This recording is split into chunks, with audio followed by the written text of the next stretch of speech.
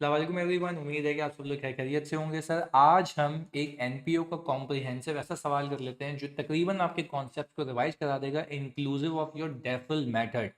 हल्का सा रिकैप दूं तो डेफिल मेथड में ये था कि जो भी आपको कंट्रीब्यूशन मिलती है, अगर आपको फ्यूचर एक्सपेंसेस के लिए मिली है तो आप कैश डेबिट करके डेफर्ड लायबिलिटी को क्रेडिट करते हैं, और एज एंड व्हेन जैसे जैसे एक्सपेंसेस होते जाते हैं वैसे वैसे उस एक्सपेंस को सेट ऑफ करते हैं डेफर्ड लायबिलिटी को रिवर्स करके। फ्यूचर के लिए एक्सपेंसेस की बात हो गई, ये तो यहाँ खत्म हो गई। अब अगर मैं ये कहूँ कि आपको पैसे मिले हैं for the current year expenses, तो सीधी सी बात है उसको डेफर करने की नीड नहीं है। जो पैसे मिले हैं उसको सीधा सीधा इनकम एंड एक्सपेंडिचर में लेके जाओ, कहानी खत्म हो गई, क्योंकि there is nothing to deferred. तीसरी चीज, अगर आपको पैसे मिलते हैं, सही है, और वो आपको मिलते हैं किसी एसेट की मद में, तो आप क्या करते हैं, आज पैसे डेबिट करके डेफर्ड लायबिलिटी को क्रेडिट करते हैं, and you have to wait for the time कि वो एसेट डेप्रिशिएट होना शुरू हो। जैसे वो एसेट डेप्रिशिएट होना शुरू होता है तो आप उसको भी स्ट्रेट लाइन पे अमोटाइज करके over the period income and expenditure में फेंकते हैं, ताकि उसका इम्पैक्ट निल होता रहे। और अगर नॉन डेप्रिशिएबल एसेट के लिए आपको पैसे मिले हैं तो खुदा इस बात को याद रखना कि वो जो आपको पैसे मिले हैं वो कभी भी मतलब अमोटाइज नहीं हो पाएंगे। क्यों? क्योंकि वो नॉन डेप्रिशिएबल एसेट है, तो आप सीधे सीधे उसको जनरल फंड में ले जाते हैं अनरिस्ट्रिक्टेड के नाम पे, उसको पीएनएल से रूट नहीं करवाते। ये भी बात याद रखिएगा, ये भी मैंने आपको सिखाया हुआ है। एक इसके बाद की चीज़, फिर हमने कहा था सर एक एक फंड होता है इंडोमेंट फंड। इंडोमेंट फंड का मतलब ये होता है कि भाई आप उसका प्रिंसिपल अमाउंट यूज़ नहीं कर सकते, आप उसका प्रिंसिपल अमाउंट यूज़ नहीं कर सकते, आप उसको प्रिजर्व करते हैं, उसके ऊपर इनकम आने वाली यूज़ हो सकती है, और उसकी इनकम डायरेक्टली उसकी इक्विटी में जाती है, इनकम एंड एक्सपेंडिचर से रूट नहीं होती। ये बेसिक रिवीजन था आपका। अब इस सवाल में मैंने कोशिश ये की है कि आप पहचान पाएँ कि कौन सा फंड कैसा है, कैसे मूवमेंट होगी, कैसे अकाउंटिंग होगी। आए तो बिस्मिल्लाह करते हैं। सर यहाँ पे आपको ओपनिंग बैलेंसेस दिए हुए हैं एसेट और लायबिलिटीज के ऑन जनवरी 1 2022 के, सही है जी। और नीचे लिख के देता है details about the funds are as follow. मैं फिर रिपीट कर रहा हूँ, ये ओपनिंग बैलेंसेस दिए हुए हैं और रिक्वायरमेंट क्या है कि आपको statement of income and expenditure बनाना है 2022 का ईयर एंड का, और स्टेटमेंट ऑफ फाइनेंशियल पोजीशन यानी बैलेंस शीट और इनकम एंड एक्सपेंडिचर दोनों बनाने हैं आपने। तो फोकस होकर देखिएगा, ये कॉम्प्रिहेंसिव सवाल है ताकि आपकी सारी चीजें रिवाइज हो जाएं। सबसे पहले वो क्या कह रहा है कि some funds amounting to rupees 1.5 million were received on July 1 2020। अभी क्या चल रहा है 2022, मिले कब थे जुलाई 1 2020 को। यानी अगर 22 को कटा दूं, 21 को कटा दूं और 6 महीने और पीछे चला जाऊं, तो सर कुल मिला के मैं ये कह सकता हूं कि ये जो बात हो रही है ये हो रही है 2.5 साल पहले की। बात क्लियर है? आगे अच्छा, जनवरी 1 2022 पे बात करूं तो 1.5 ईयर पहले की। Okay, for the acquisition of a plant, यानी ये कंट्रीब्यूशन मिली है आपको for the purpose of acquisition of a plant. याद रखिएगा रिलेटेड टू एसेट है। The plant was acquired at a price of 3 million on August 1 2020। यानी आपको पैसे मिले थे जुलाई में, आपने प्लांट एक्वायर किया 3 मिलियन का अगस्त में। अच्छा भाई आगे, 1.5 मिलियन मिले थे यानी आधे मिले थे पैसे। The company's policy is to depreciate PP at 10 years on straight line basis. तो सर अब अगर मैं बात कहूँ, ये मुझे जो फंड्स दिए हुए हैं, ये आपने अंधों की तरह ये नहीं करना कि इसको इक्विटी मान लेना है। इसके अंदर आपकी लाइबिलिटीज भी हो सकती हैं जो कि डेफर्ड लाइबिलिटीज हैं। अब याद करें, जो बच्चा सवाल को ये जैसी बात है, मैंने आपको ये पहले भेजा है ग्रुप पे, तो ग्रुप पे जब आप देखेंगे तो कुछ बच्चे ऐसे होंगे जो सीधा सीधा इसको फंड का बैलेंस मान लेंगे। सर ये जो नीचे दिया हुआ है ना 1.5 million, this is not a fund balance. इसमें से कुछ साल यानी कुछ महीने 2020 के 21 के ट्रांसफर होकर पूरा साल कुछ बैलेंस यहाँ बचा होगा, तो आपको वो अलग करना है। तो क्या मैं कह सकता हूँ, क्या मैं कह सकता हूँ कि सर मैं यहाँ पर ओपनिंग बैलेंस ऑफ फंड्स की वर्किंग कर लूँ, ओपनिंग बैलेंस ऑफ फंड्स की वर्किंग कर लूँ, और रिलेटेड टू एसेट की अगर बात करूँ, रिलेटेड टू एसेट की अगर बात करूँ, तो कितने पैसे मिले थे सर? 1.5 मिलियन। अच्छा, 1.5 मिलियन को हम ये कह लेते हैं कि सर 1500 मिले थे, क्योंकि रुपीज़ इन थाउजेंड है, रुपीज़ इन थाउजेंड है। क्या मैं कह सकता हूँ कि 2020 में income and income and expenditure में जो ट्रांसफ़र हुआ होगा वो हुआ होगा इसका 10 डिवाइडेड बाय, अगर अगस्त में हुआ है, मैं यहाँ पे देख लेता हूँ। सर अगर ये अगस्त में कैपिटलाइज हुआ है तो अगस्त सितंबर अक्टूबर नवंबर दिसंबर 5 महीने। तो हमने कहा कि सर 5 महीने इनकम एंड एक्सपेंडिचर में उस साल ट्रांसफ़र हो गए होंगे, उस साल ट्रांसफ़र हो गए होंगे। सही है जी, ये बच गया बैलेंस आपके पास। अच्छा, फिर मैंने कहा कि सर आ जाए यहाँ पर। हमने कहा सर 2000 2021 में इनकम एंड एक्सपेंडिचर में कितने ट्रांसफर हुए होंगे सर? इसका 10, क्योंकि अब तो पूरा साल डेप्रिशिएट होगा, तो वो एसेट तो डेप्रिशिएट हुआ होगा, मुझे इसको ट्रांसफर करना है। तो क्या मैं कह सकता हूँ बच्चों, क्या मैं कह सकता हूँ बच्चों कि मेरे पास 2021 के एंड पे ये बैलेंस बचा हुआ होगा, तो मेरे फंड्स के अंदर ये डेफर्ड लायबिलिटी का बैलेंस मौजूद होगा रिलेटेड टू एसेट। एक तो ये बात हो गई, सही है जी। ये बड़ा ट्रिकी क्वेश्चन है, इसको हल्का नहीं लेना, तो आपने इसको ये मतलब सुकून से तामुल से करना है। आगे तो बोले some funds amounting to ₹2 million were received on January 1, 2020, ये भी 2020 की बात है। For future expenses till 31 December 2022 expenditures amounting to ₹1.5 million have been made. Sir इसको मैं जब आपको ये पीडीएफ भेजूंगा तो इसको मैं 2021 कर लूंगा, क्योंकि 22 तो हमारा ईयर एंड है, तो ये 2021 की बात है, टाइपिंग मिस्टेक है। खैर अब मैं कह सकता हूँ कि सर 2020 और 2020 और 21 2 साल हो चुके हैं, तो क्या मैं कह सकता हूँ 2 मिलियन में से 1.5 मिलियन कटा दो, तो sir related to future expenses, तो ये हम यहाँ पे लिख रहे हैं अमाउंट रिसीव, कितना है सर? अमाउंट रिसीव है 2000 यानी 2 मिलियन, जिसमें से हम कह रहे हैं कि सर 1.5 मिलियन जा चुका है, लेस एक्सपेंस ऑफ 2 ईयर्स। सही जी, लेस कर रहे हैं एक्सपेंस ऑफ 2 ईयर्स।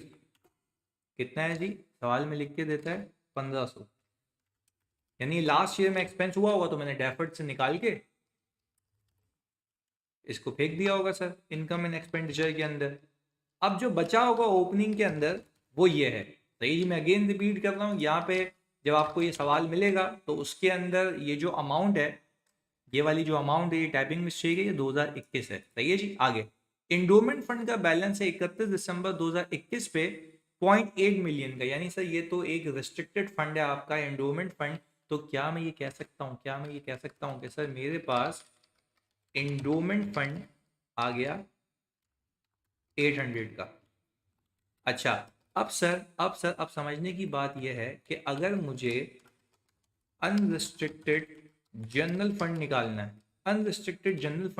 है, तो सवाल में गिवन कितना है सर? 5700। 5700 में से अगर मैं 12875 माइनस कर दूं, 875 अगर ये माइनस कर दूं, सही जी, 1287.5 है ये। अच्छा भाई, और इसमें से मैं माइनस कर दूं बच्चों 500, और इसमें से मैं माइनस कर दूं 800, तो अगर 5700 में से सर आप कहते हैं कि ये निकाल दें, सर ये निकाल दें और ये निकाल दें, क्योंकि ये बचे हुए थे ना, तो ये आ गया मेरा अनरिस्ट्रिक्टेड फंड। यानी सर अभी तो आपने ओपनिंग की वर्किंग की है, कहानी तो अभी बाकी है। तो खैर अब मुझे ये पता है कि मेरे ओपनिंग में ये फंड्स मौजूद थे, इसका ब्रेकअप बना लिया मैंने। चलिए जी आगे।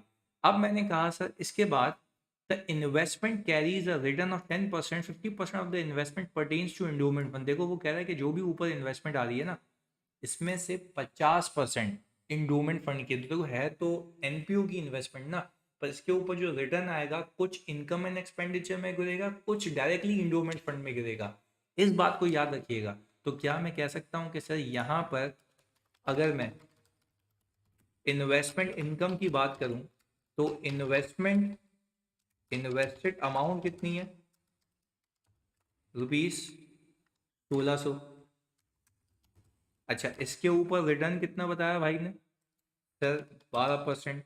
तो सर अगर मैं यहाँ पर 1600 के ऊपर 12% लगाऊं तो ये कितना आता है sir? 192।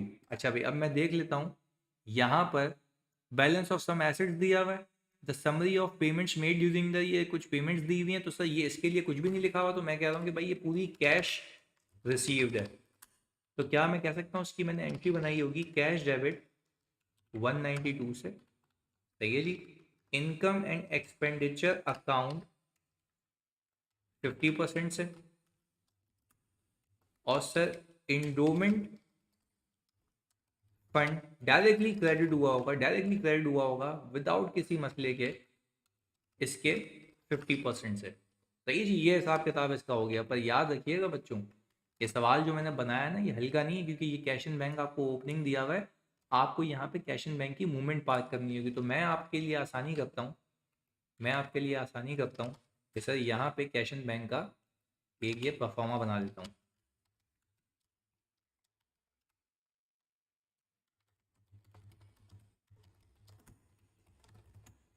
Cash in bank balance, सही है जी। तो हमने कहा कि सर यहाँ पर ये आ गया।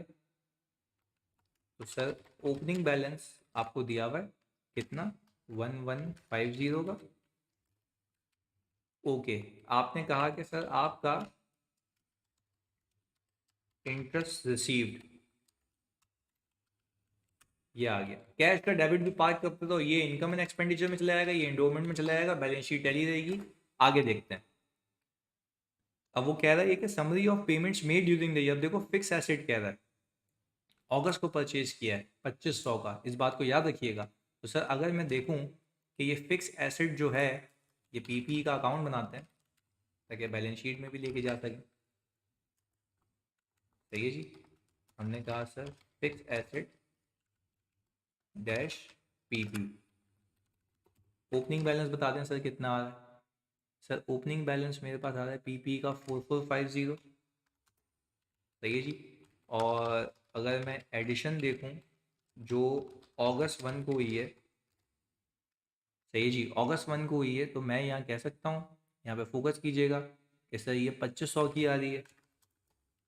अच्छा, इसमें एडिशन तो है पर अल्लाह का शुक्र है कोई डिस्पोजल के रिलेटेड इन्फॉर्मेशन नहीं है। बट हाँ, यहाँ पे कह रहा है, प्लीज़ सुनिएगा, contribution receive during the year amounted ₹6 million, यानी इस साल भी कुछ पैसे मिले हैं, इस साल भी कुछ पैसे मिले हैं। और परचेज ऑफ फिक्स एसेट, यानी हम कह सकता हूँ कि ये जो एसेट मैंने परचेज किया है इसके लिए 1000 रुपये मुझे और मिले हैं। तो क्या मैं कह सकता हूँ कि इसकी एंट्री ये बनी होगी, इसकी एंट्री ये बनी होगी, एक तो पीपी डेबिट हुआ होगा 2500 से, और कैश क्रेडिट हुआ होगा 2500 से। सही है, ये तो हो गया डन। ये पीपी के अकाउंट में डाल दिया, आप यहाँ पे कैश डालते हैं। सही जी, पीपी के परचेज है, क्योंकि आप ही वो शख्स हैं जो डेबिट क्रेडिट मैच करके चलेंगे। ये रहा, ये आ गया। अच्छा, फिर आपने कंट्रीब्यूशन रिसीव की है, कैश डेबिट और डेफर्ड लाइबिलिटी,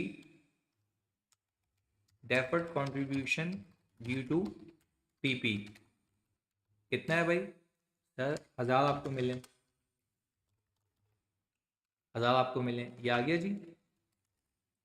अच्छा, हम साथ साथ वर्किंग करते हैं, क्योंकि देखो मेरी तो ऑब्वियसली मैंने सवाल बनाया तो एक ग्रिप के हिसाब से लेके चल रहा हूँ। आप लोगों ने उसको सुकून से करना है ताकि एक एक बैलेंस मैच हो पाए। अच्छा, क्या मैं कह सकता हूँ कि सर अब मेरे पास जो ऊपर ओपनिंग बैलेंस था डेफर्ड का पीपी का, तो डेफर्ड कंट्रीब्यूशन वर्किंग, क्या मैं कह सकता हूँ opening balance related to PP कितना था? सर पिछले सालों का ओपनिंग बैलेंस रिलेटेड पीपी ये था। तो ये जी, इसकी लाइफ 10 सालों पे अमोटाइज हुई थी, ये बात याद रखिएगा। मैंने कहा सर इसके अंदर मैंने ऐड कर दिया ये 1000। सही जी, इसमें से मैं लेस कर दूंगा depreciation, transfer due to depreciation, transfer due to depreciation. तो अगर मैं ये कहूँ कि sir transfer due to depreciation, क्योंकि स्ट्रेट लाइन है तो 1500 को तो मैं डिवाइड कर दूंगा 10 से। सही है जी, इसमें प्लस कर दें आप, जो 1000 आपको मिला है इसको डिवाइड करते हैं 10 से, इंटू 5/12। सर 5/12 क्यों, क्योंकि सर अगस्त में आया है तो इसका अपना हिसाब किताब चलेगा, उसका अगली बार से दोनों 10-10 पे हो जाएंगे। तो हमने यहाँ पर इसको डिवाइड किया 10 से। सही है जी, और इसको हमने क्लोज किया और हम इसको नीचे ले गए। हमने कहा सर इसमें प्लस कर दें आप, ये कहाँ प्लस हो गया भाई? हमने कहा सर इसमें प्लस कर दें आप ये 2500, बल्कि सॉरी 1000, और इसको डिवाइड कर दें 10 से, इंटू 5/12। तो ये आपका आ गया वो अमाउंट जो आप ऑल टुगेदर सर ट्रांसफ़र करेंगे इनकम एंड एक्सपेंडिचर के अंदर, सही है जी। और डेफर्ड का बैलेंस आपका बच जाएगा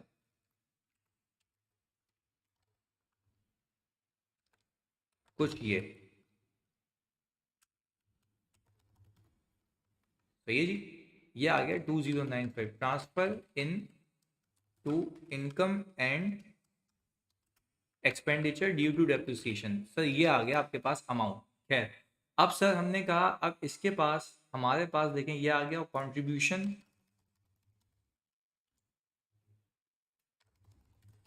रिलेटेड पीपी, सही जी। कंट्रीब्यूशन रिलेटेड टू पीपी आपने कहा सर 1000 आ गया था, तो उसकी पहले डेफर्ड लायबिलिटी में क्रेडिट हुई, कैश डेबिट हुआ, फिर डेफर्ड लायबिलिटी डेबिट हो गया, इनकम एंड एक्सपेंडिचर क्रेडिट हो गया। ये पूरी मूवमेंट लेके चल रहे हैं।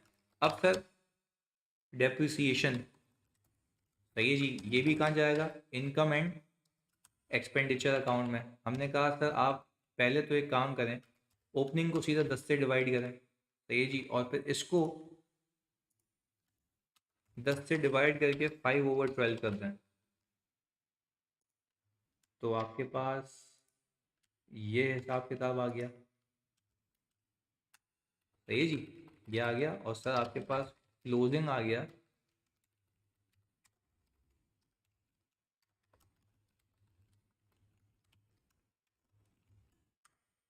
ये, सही है जी। ये आ गया 6400 का, ये सीधा सीधा कहाँ चला जाएगा सर बैलेंस शीट में। सर आई होप आपको अब तक ये चीज़ें ग्रिप में होंगी। अब इसको आगे लेके चलते हैं सर। पीपी का डन हो गया। अब सर इन्वेस्टमेंट भी हो गया, पीपी भी हो गया। देखें याद रखिएगा कैश एंड बैंक को आपने ट्रेस करना है साथ साथ। जो ओपनिंग था पीपी के नाम पे गया, इंटरेस्ट रिसीव हुआ, कंट्रीब्यूशन रिलेटेड टू पीपी आया। मैं सारी मूवमेंट्स को ऑल टुगेदर पास कर रहा हूँ क्योंकि मुझे ही अकाउंटिंग एंट्रीज करनी है, सही है जी। ये इसमें ग्रिप होनी चाहिए। अच्छा खैर आगे, अब मैंने कहा कि सर मुझे यहाँ पर अगर मैं पेमेंट्स की बात करूँ तो एनुअल इंश्योरेंस पेमेंट की है मैंने, सही है जी, जो कि वैलिड है अगले साल के अगस्त तक। तो इस साल मतलब इसमें 4 महीने एक्सपेंस आउट हो गए होंगे। और हम ओपनिंग देखते हैं, क्या कोई मेरे पास याद है, देखो मेरे पास ये ओपनिंग मैंने डील कर लिया 4450 मैंने डील कर लिया।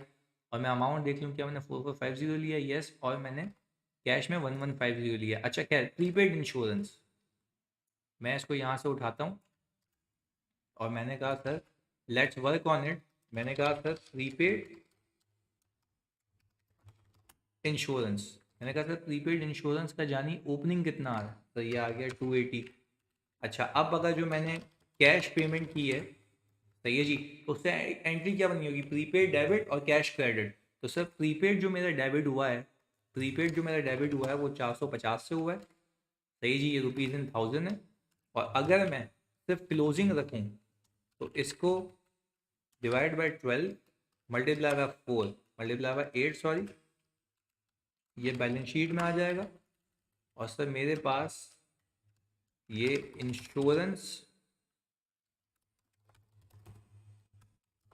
एक्सपेंस आ जाएगा, this plus this minus this. Sir ये चला जाएगा मेरे पास इनकम एंड एक्सपेंडिचर में। बट सर आपको एक चीज़ यहाँ पे डालनी पड़ेगी। सर ये आ गया आपके पास इंश्योरेंस पेमेंट, सही है जी, और इंश्योरेंस पेमेंट मैंने यहाँ पे डाल दी, ये रही, सही जी। मैपिंग करके चलनी है आपने और कोई भी चीज़ नहीं है इसके अंदर, बिल्कुल सुकून से।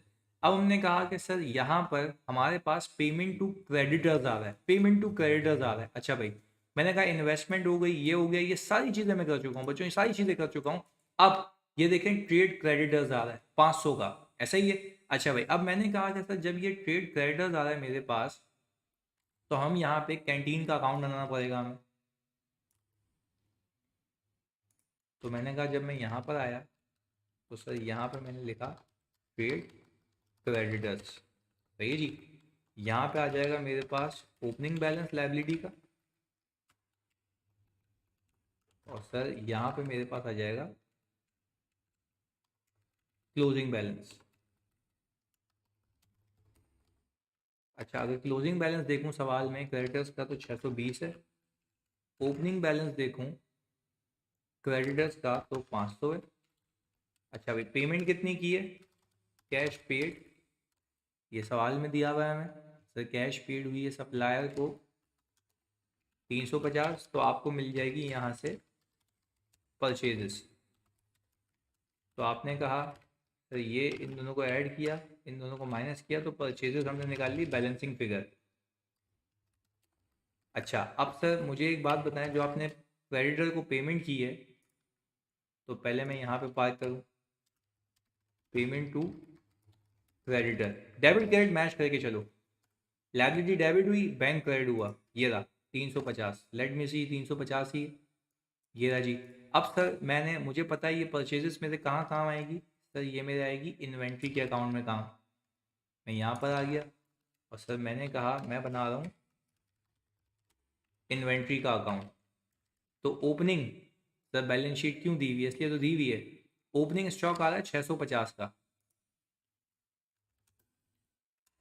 650 का।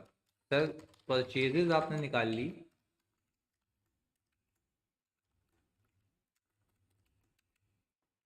परचेजेज आपने निकाल ली सर, ये रही 470 की, सही है जी। अब क्लोजिंग, अब क्लोजिंग देखना है सर, क्लोजिंग हमें स्टॉक का बताया हुआ है 400 का।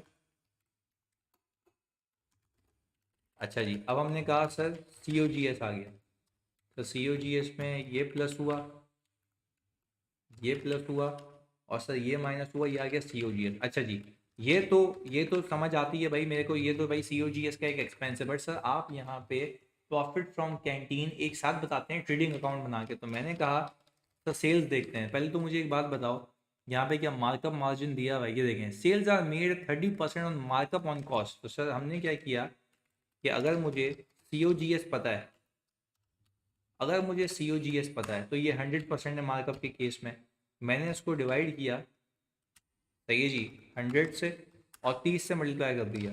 तो सर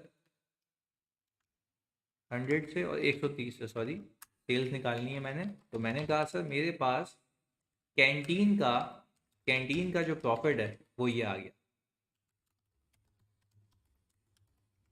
कैंटीन प्रॉफिट। अब सवाल देखें, अब वो कहता है ये है कि 40% are cash sales and remaining are credit sales. तो सर अगर मैं इसका 40% कैश सेल्स, तो इसको मैं अगर 40% करूँ तो 374.4 आता है। तो हम यहाँ पे कैश एंड बैंक में डाल रहे हैं कैश सेल्स, सही जी, ये आ गया कैश सेल्स इधर। और सर अब अगर मैं बकाया जो क्रेडिट सेल्स हैं वो रिसीवेबल के अकाउंट से पैसे निकालूंगा कि कितने पैसे मुझे डेटर्स से रिसीव हुए हैं, सही जी। तो मैंने कहा सर ये आ गया रिसीवेबल्स। अच्छा जी बच्चों, मुझे जल्दी से बता दो भाई, ये हमारे पास रिसीवेबल आ रहा है 300 का, होपफुली मैंने कोई अमाउंट गलत नहीं ली हो, और मेरे पास यहाँ पे आ रहा है 620, ऐसा ही है भाई। अच्छा खैर, अब मैंने इन्वेंट्री की भी 650 और 400 है, ये 400 है, और ओपनिंग है 650 स्टॉक का, सही है जी। अब यहाँ पे रिसीवेबल का 300 ओपनिंग है, 300 ओपनिंग है और 250 क्लोजिंग है, 300 ओपनिंग है और 250 क्लोजिंग है, सही है जी। अगेन चेक कर लेते हैं, 250 क्लोजिंग है और 300 ओपनिंग है, सही है जी। अच्छा भाई, अब हमने कहा कि सेल्स हुई है क्रेडिट, तो 40% अगर कैश है, तो बाकी 60% क्या है, उसकी एंट्री बनी होगी account receivable debit sales credit, और सर कैश रिसीव्ड ये आ गया, ऐसे ही कैश रिसीव्ड ये आ गया। तो हमने इन दोनों को प्लस किया, इसको माइनस किया, तो हम कह सकते हैं कि यहाँ पर कैश रिसीव्ड फ्रॉम डेटर्स ये आ गया सर, कैश रिसीव्ड, सही है जी। मैं खाली अमाउंट्स मैच कर लूँ एक बार, ट्रेड क्रेडिटर की 500 और 620 है, ये आ गया सर 500 और 620 है। स्टॉक की हमारे पास आ गई 650 और 400, और 650 और 400, ताकि कोई गलती नहीं हो, ओके। और 300 और 250, सर ये 250 आ गया और 300 आ गया। अच्छा बाकी पेमेंट्स देख लेते हैं, वो कह रहा है इंटरेस्ट पेड, इंटरेस्ट पेड आपके पास आ रहा है, पेमेंट टू क्रेडिटर तक हो चुका है, सही है जी। अब आ रहा है इंटरेस्ट पेड आपके पास बच्चों, तो क्या हम ये कह सकते हैं, क्या हम ये कह सकते हैं कि सर यहाँ पर यहाँ पर हमारे पास क्या ऊपर इंटरेस्ट अक्रूड का अकाउंट है सर। देखें अगर मैं ये देखूँ तो ये तो सारे पार्क हो चुके हैं, इन्वेस्टमेंट्स में कोई चेंज नहीं है, लोन में भी कोई चेंज नहीं है। अब इंटरेस्ट पेड जो आ रहा है मेरे पास ये मेरा क्योंकि अक्रूवल नहीं है तो ये सीधा सीधा एक्सपेंस है, ये सीधा सीधा मैं पीएल में पार्क करूँगा, बट इंटरेस्ट की पेमेंट यहाँ पार्क जरूर करूँगा।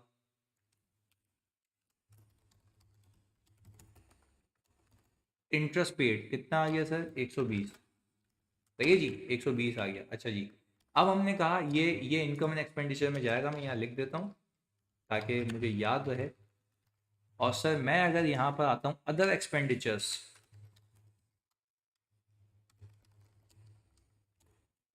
सही है जी, अदर एक्सपेंडिचर्स की पेमेंट हो रही है और मैं यहाँ पे देखूँ अक्रूड अदर एक्सपेंडिचर है तो सर मतलब ये ओपनिंग लाइबिलिटी आ रही है। मैं यहाँ पर आया, मैंने इस लाइबिलिटी के अकाउंट को उठाया, समझाता हूँ इसको कि कैसे सॉल्व करना है। सही है, ये हमने कहा अक्रूड अदर एक्सपेंडिचर्स। अच्छा भाई अक्रूड अदर एक्सपेंडिचर्स भाई ओपनिंग कितने हैं आपके 730, सही है जी। आपने कैश पेड कितना किया है सर, आपने कैश पे किया है इसके अगेंस्ट में 260, सही है जी, और क्लोजिंग आपका ज़ीरो है। तो आप ये समझें, आप ये समझें कि सर आपने प्लीज़ सुनिएगा बहुत फोकस के साथ, आपके जो अदर अक्रूड एक्सपेंसेस है ना, आपका अगर क्लोजिंग ज़ीरो है तो आप इस बात को समझें कि अगर आपका ओपनिंग 730 है, ओपनिंग अगर 730 है अक्रूड का और आपने पे किया है अदर एक्सपेंडिचर को, समरी ऑफ पेमेंट्स है ना 260, तो मतलब ये है कि आपने अपना पुराना सेटल किया, आपने अपना पुराना सेटल किया, नया फॉर द ईयर का कोई भी एक्सपेंस नहीं है। मैं फिर रिपीट कर रहा हूँ, अजम्पशन है मेरी नया फॉर द ईयर का कोई भी एक्सपेंस नहीं है। तो मैं क्या कर रहा हूँ, कैश पेड को माइनस करके क्लोजिंग निकाल रहा हूँ इसका। तो बेसिकली इसकी एंट्री ये बनेगी अक्रूड अदर एक्सपेंडिचर्स डेबिट और बैंक क्रेडिट। और देखो यहाँ पे बैंक क्रेडिट होता हुआ भी दिखता है आपको, वो ये रहा, सही है जी। मैं यहाँ पे 260 पे आ गया, ये आ गया 260, और मैं इंश्योर भी कर लेता हूँ क्लोजिंग कुछ नहीं आ रहा इसका 260। अच्छा जी, अब बाकी रह गया दो कंट्रीब्यूशन, एक अनरिस्ट्रिक्टेड फंड का और एक कंट्रीब्यूशन फॉर फ्यूचर एक्सपेंसेस। उसने ये नहीं बताया कि करंट ईयर एक्सपेंसेस कितने हुए, तो मैं इसको सीधा डेफर्ड में ले जाऊंगा। तो सर अनरिस्ट्रिक्टेड फंड के लिए जो भी है हमारे पास, सही है, कंट्रीब्यूशन फॉर फ्यूचर एक्सपेंसेस कितने दिए हुए भाई 1500 के, और आपके पास अनरिस्ट्रिक्टेड कंट्रीब्यूशन है कितने का जी 3500। तो सर क्या हम कह सकते हैं कि हमने सारी कैश की मूवमेंट्स पास कर ली हैं, now we are in a position कि हम इसको सम करें और इसको लेस करें, तो हमारे पास क्लोजिंग कैश बैलेंस आ गया जो कि हमारी बैलेंस शीट में जाएगा whenever we are preparing a balance sheet. सही है जी, ये देख लेते हैं कॉन्ट्रीब्यूशन 1 2 3, तो कुल मिला के 6000 बनता है, सही आया भी 6000 का ही है सर। अब आई थिंक कि कोई एंट्री बाकी नहीं है, सब पार हो चुका है ऑल टुगेदर। अब हम इनकम एंड एक्सपेंडिचर बना सकते हैं, चलें जी। मैंने कहा sir income and expenditure account, income सबसे पहले सर कैंटीन इनकम आ जाए। सर कैंटीन इनकम अगर मैंने रखूं तो मेरे पास ये रही कैंटीन प्रॉफिट, ये बात क्लियर है। अच्छा भाई इसके बाद मैंने कहा कि सर कैंटीन इनकम के बाद unrestricted contribution for the year. हाँ भाई कंट्रीब्यूशन फॉर द ईयर कितना है sir, contribution for the year आ गया ये, इनकम एंड एक्सपेंडिचर में जाएगा सर, बाकी भी तो आया भाई, बाकी आपका डेफर्ड में जाएगा ना। अच्छा, और डेफर्ड कंट्रीब्यूशन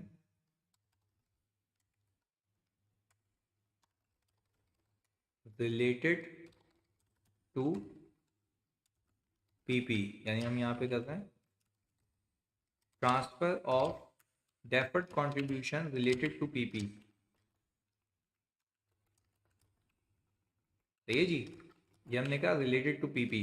तो हमने यहाँ पे देखो वर्किंग बनाई हुई है बच्चों, कोई हवाओं में बात नहीं है ये, हमने यहाँ पर वर्किंग बनाई हुई है और इनकम एंड एक्सपेंडिचर में देखो ये ट्रांसफ़र हुआ है।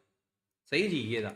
अच्छा भाई, अब आई थिंक कि अगर मैं इनकम की बात करूं तो मेरे पास एक इंटरेस्ट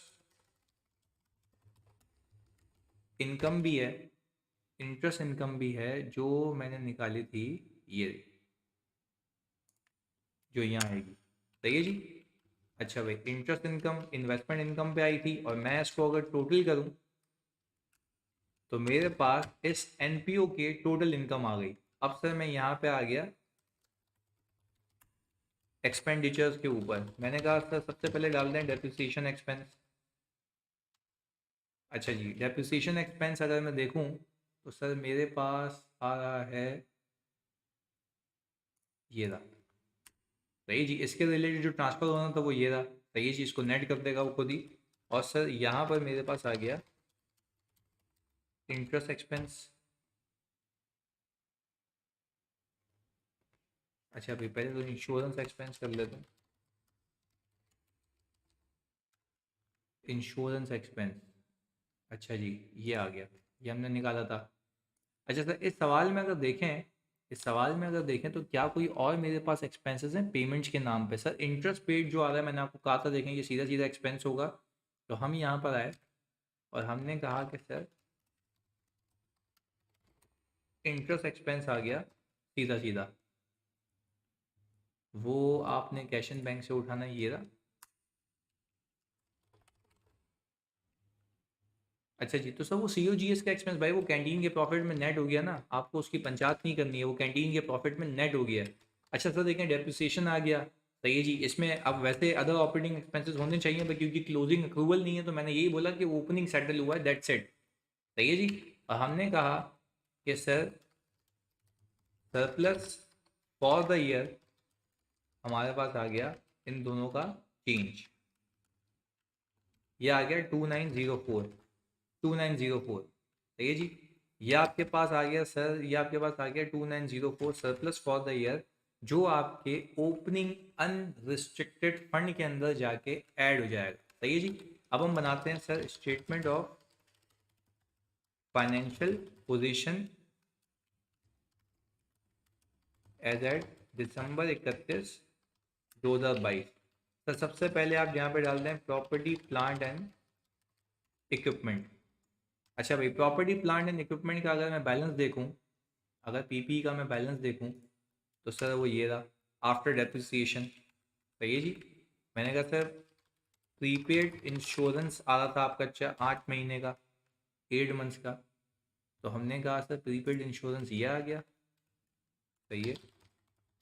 कैश एंड बैंक आ गया, आप ही वो शख्स हैं जिन्होंने ये एंट्रीज पार्क की हैं, आप ही वो शख्स हैं। तो सर हमने कहा कि हमारे पास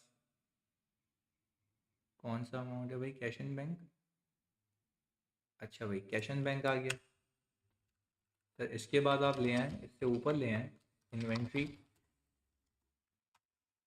अच्छा भाई, इन्वेंट्री ये रही। हमने कहा सर रिसीवेबल्स ले आएँ,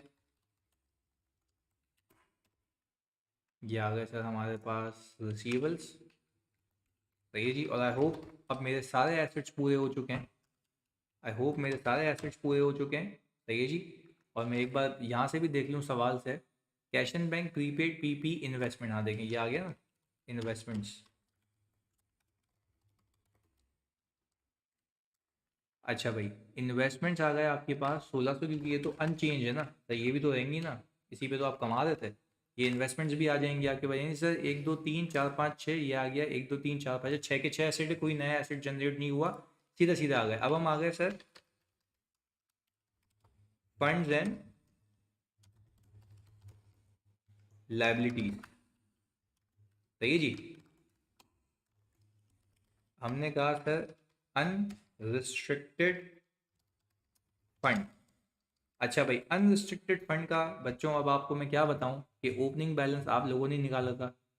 अनरिस्ट्रिक्टेड जनरल फंड 3112.50 यही था, 3112.50, यही आप लोगों ने निकाला था, यही आप लोगों ने निकाला था। इसके अंदर मैं ऐड कर दूं 2904.5, 2904.50, सही है जी। तो ये सरप्लस फॉर द ईयर इसमें डाल दिया आपने, surplus for the year plus sir ये जो आपने बैलेंस निकाला था ये वाला, सही है जी, अनरिस्ट्रिक्टेड जनरल फंड का ओपनिंग। चलें जी, अब आपने इसमें ऐड कर दिया इंडोमेंट फंड। इंडोमेंट फंड का ओपनिंग कितना था भाई? सर इंडोमेंट फंड का आपके पास ओपनिंग पड़ा हुआ था 800 का, सही है जी, 800 का। इसमें आप प्लस कर देंगे सर, ये डायरेक्ट इनकम इसमें जानी थी क्योंकि आप वो इनकम एंड एक्सपेंडिचर में नहीं लेके गए 96 की। तो सर अगर मैं 800 के अंदर ये 96 पहले यहाँ से उठा लिया और ये मैं 800 उसके अंदर ऐड कर दूँ तो ये आ गया हमारे पास, सही है जी सर। ये तो हो गया अनरिस्ट्रिक्टेड फंड और इंडोमेंट फंड, ये तो हो गया फंड का टोटल, सही है जी, ये आ गया फंड का टोटल। अब सर अगर मैं इसको आगे लेके जाऊँ, अब मैं इसको आगे लेके जाऊँ तो मैंने कहा सर अब मैं लाइबिलिटीज़ की बात कर लेता हूँ, सही है जी। अच्छा मैं नॉन करंट करंट में नहीं कर रहा, आप वैसे ही कीजिएगा जैसे नॉन करंट में, करंट करंट में। तो मैंने कहा कि सर मेरे पास अभी deferred liabilities, deferred contribution related to PP, सही जी, उस पर भी कोई मसला नहीं है सर, हमने निकाला हुआ है deferred contribution related to PP. वो ये रहा, ट्रांसफ़र होने के बाद ओपनिंग इतना था, एडिशन इतना हुआ, ट्रांसफ़र इतना हुआ, पुराना नया मिला के ये आ गया।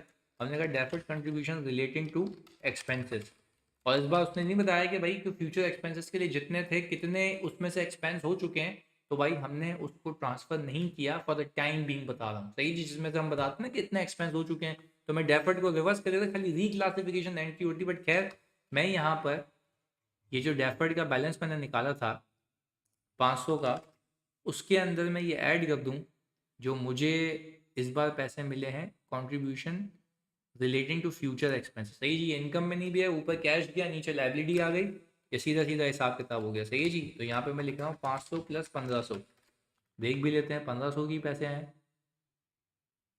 ये रहा 1500 आए में फ्यूचर एक्सपेंसेस, और लाइबिलिटीज़ के अंदर अक्रूड एंड अदर एक्सपेंडिचर्स भी मुझे डालना होगा, लोन्स भी और क्रेडिटर्स भी, यानी बहुत सारी चीज़ें हैं। खैर हमने कहा ट्रेड क्रेडिटर्स, अच्छा भाई ट्रेड क्रेडिटर कितने हैं हमारे? तो हमारे पास ट्रेड क्रेडिटर आ रहे हैं 620 के। अच्छा फिर आपने कहा सर लोन्स ले हैं, तो लोन्स आपके पास 1500 है, इसकी कोई मूवमेंट नहीं है, तो सीधा सीधा बैठा भाई, मूवमेंट होती तो हम देख लेते। अच्छा भाई इसके बाद हमने कहा लोन्स के बाद आ रहा है अक्रूड एंड अदर एक्सपेंसेस। अच्छा अक्रूड एंड अदर एक्सपेंसेस में हमने कहा सेटलमेंट हुई है, कोई एक्सपेंस नहीं हुआ, तो ये आ गया। तो सर हमारे पास लाइबिलिटीज़ का टोटल आ गया ये, लाइबिलिटीज़ का टोटल आ गया ये। अच्छा जी सर अगर मैं लाइबिलिटीज़ के टोटल को इस फंड के टोटल में मिलाता हूँ तो मेरे पास टोटल बैलेंस आता है 13,598.83, और सर अल्लाह करे ये हमारे एसेट्स भी इतने के ही हों, सर अल्लाह की शुक्र ये भी इतने के ही हैं, तो सर ये हमारी बैलेंस शीट होती है टैली। तो सर आप इसको अच्छे से सॉल्व करें, सही जी, ताकि आपका हाथ सेट हो जाए। जज़ाकल्लाह।